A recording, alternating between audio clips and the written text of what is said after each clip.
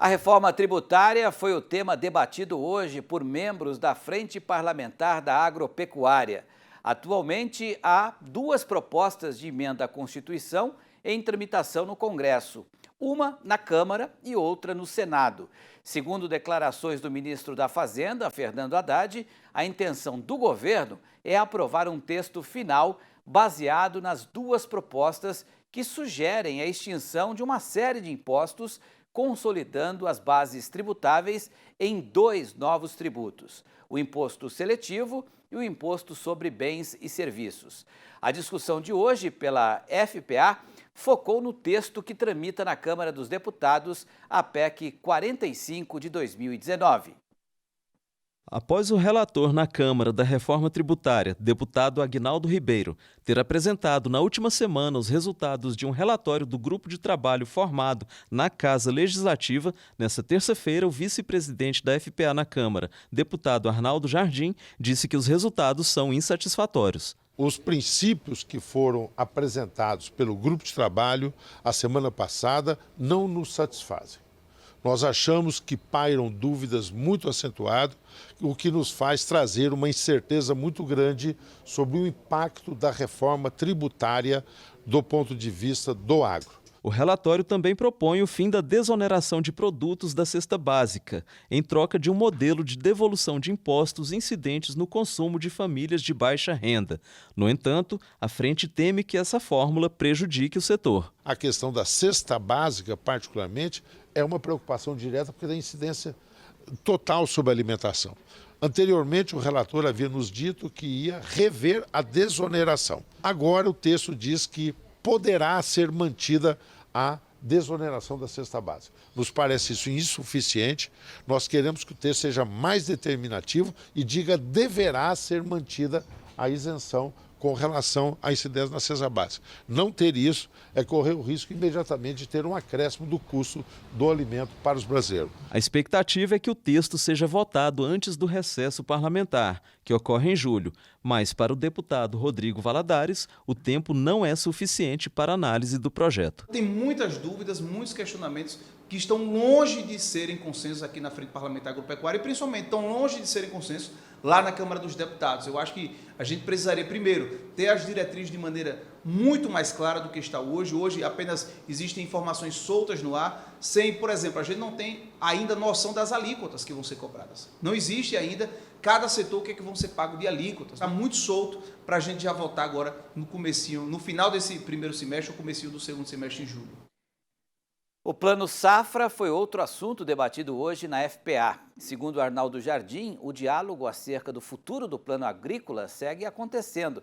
De acordo com ele, são necessários para o plano pelo menos 17 bilhões de reais. Sobre o Plano Safra, nós continuamos o diálogo, tá certo? Todos os nossos membros têm dialogado com diferentes setores do governo. Eu estou me referindo ao ministro Haddad.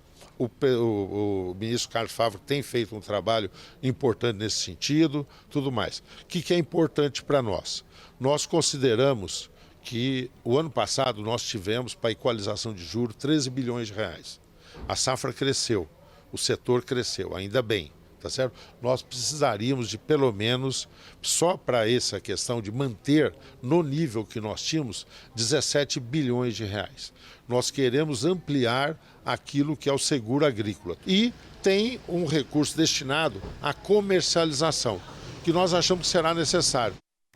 Está aqui conosco já o Miguel Daúde, né? Daúde, eu queria que você comentasse sobre essa questão da reforma tributária, né? Você como comentarista, há quanto tempo comenta a possibilidade de uma reforma tributária ser aprovada aqui no nosso país e se ela virá dessa vez? E como ela virá? Afinal de contas, ela será benéfica ao setor produtivo ou pode ser até mais prejudicial, já que temos aí até a possibilidade de se cobrar impostos, né, sobre produtos da cesta básica? Boa noite, hein, Daúde? Boa noite, Petri, boa noite a todos. Pois é, Petri, a perder de vista, né? Desde quando eu conheço como analista e analiso. Você tinha cabelo preto ainda, né, Daúde? Você tinha cabelo preto ainda. Tinha cabelo preto, não tinha as entradas, mas já se fala em reforma tributária. Mas uma vez um político me disse o seguinte, Petri, eu vou repetir aqui, e posso até falar quem foi o político, foi o governador de São Paulo, Orestes Quercia. Ele disse assim, olha, Daúde, não existe reforma tributária se nós não fizermos a reforma da federação, né? A reforma da federação é você atribuir aos entes da federação, quer dizer, o governo federal, os governos estaduais e os governos municipais, o que fazer e com que dinheiro fazer. Se você não fizer a reforma da federação e atribuir essas tarefas a esses entes, você jamais vai conseguir fazer uma reforma tributária eficiente sobre o ponto de vista econômico e social. Mas vamos lá.